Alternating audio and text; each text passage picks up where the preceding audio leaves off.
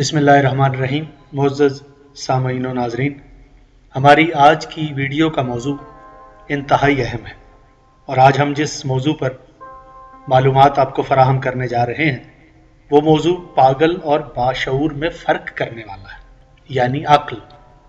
आज हम आपको बताएंगे अक्ल क्या है, अक्ल को किस शय से खल्क किया गया। कुछ लोग बात जल्दी क्यों समझते हैं, कुछ लोग बात देर में क्यों समझते हैं, और अल्लाह ने सबसे ज़्यादा अहमक आदमी को नापसंद क्यों किया है। नाजरीन, इससे पहले कि गुफ्तगू का आगाज़ करें, आपसे गुजारिश है कि हमारे चैनल जज़ा टीवी को सब्सक्राइब करें, बेल आइकन को दबाएं और हमें अपने मशवरे से मुस्तफ़ीद ज़रूर फरमाएं। नाजरीन, मैंने पहले भी एक वीडियो में अर्ज़ किया था कि हम जज़ा टीवी के प्लेटफॉर्म से आपके मसाइल का हल भी बताया करेंगे। आप कमेंट्स में अपना सवाल तहरीर करेंगे और हम किसी वीडियो में इंशाअल्लाह उन मसाइल का हल आपकी खिदमत में पेश करेंगे। नाज़रीन, इमाम जाफ़र सादिक़ अलैहिस्सलाम से रिवायत है, आपने फरमाया, अल्लाह ताला ने अहमक से ज़्यादा नापसंद कोई शय पैदा नहीं की, इसलिए कि अल्लाह ताला ने इससे अपनी पसंदीदा शय सल्ब कर ली है और वो है अक्ल।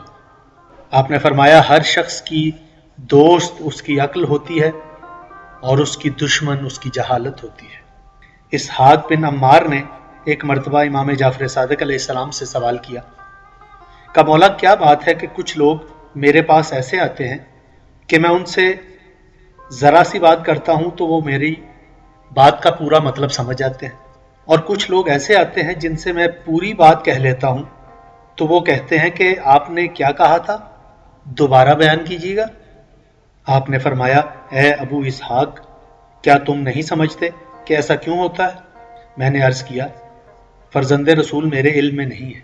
आपने फरमाया, जिनसे तुमने ज़रा सी बात की और वो तुम्हारा पूरा मतलब समझ गए, ये वो लोग हैं जिनको बतने मादर में ही अल्लाह अक्ल दे देता है, और वो लोग जो पूरी बात सुनने के बाद कहते हैं मैं समझा नहीं, फिर कहिए, ये वो लोग हैं कि जब वो बड़े हो जाते हैं तो उनको अक्ल मिलती है और वही कहते हैं कि फिर कहिएगा।